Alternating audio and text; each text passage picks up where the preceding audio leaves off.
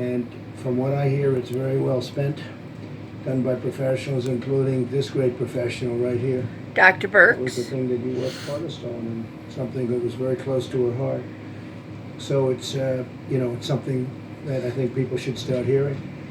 The World Health Organization, we're just finding more and more problems, and we spend this money really well. There are other ways we can spend the $500 million. That's 500 million. This is 6 billion. But we can find other ways to spend it where people are going to be helped.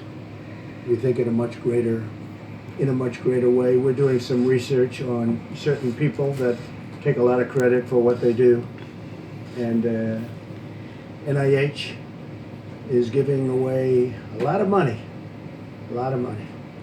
We give away for many years. They give away a lot of money, and some people complain and some people don't. Some people are extremely happy. So we're looking into that also.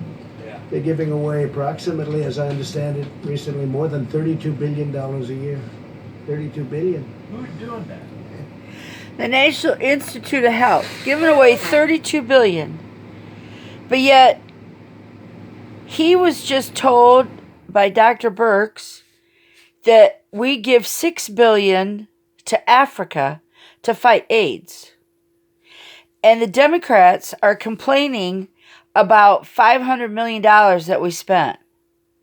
Well, if you look at $6 billion and even take just $4 billion from the NIH, National Institute of Health, that's $10 billion. Yeah. That could really help the United States, the people of the United States, to lower this frustration.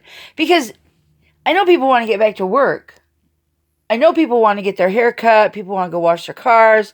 People want to feel productive. But you know what? It would really, I think it would go a long ways if people said, here, we do have enough money to pay you for the next 6 months. The government has enough money to pay you for the next 6 months, because we're taking money away from other people right now because we have to take care of ourselves.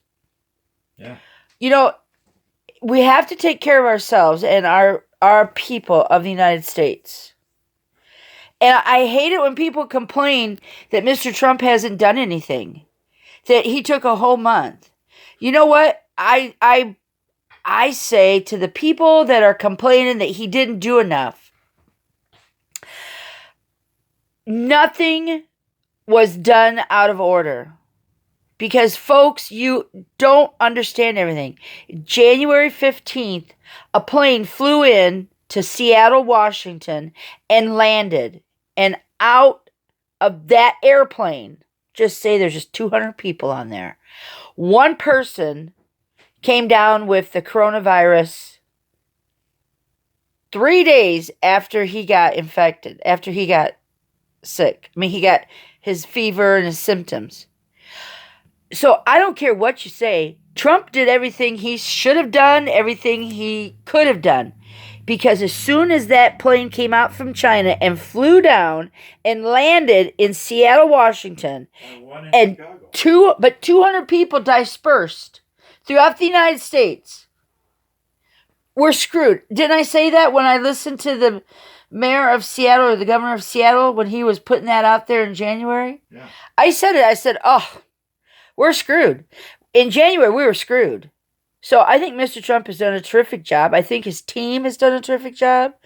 I think that some of the governors of the United States have bitched and moaned and pissed poorly instead of gathering their troops together, just like Trump gathered his troops together. Every governor should have had troops. They should learn from this. You need people in your back pocket that are smarter than you.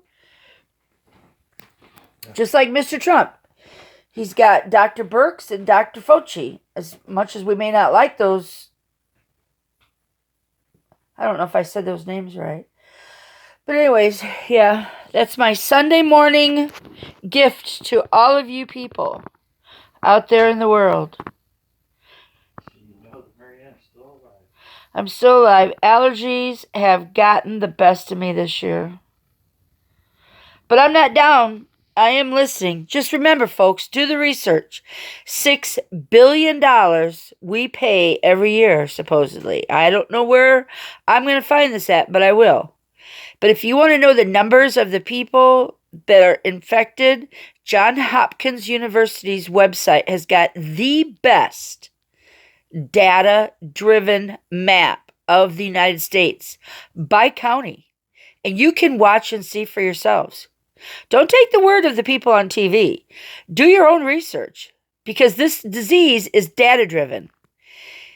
And there's a lot of people that I know that'll tell me and tell anybody who listen to them, this stuff's been around since October of last year, 2019.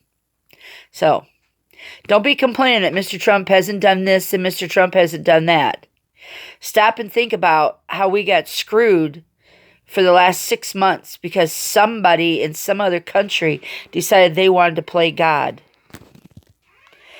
And with that, peace and out. Love and kisses and all that good stuff. And go, Mr. Trump and your team. You're doing a good job.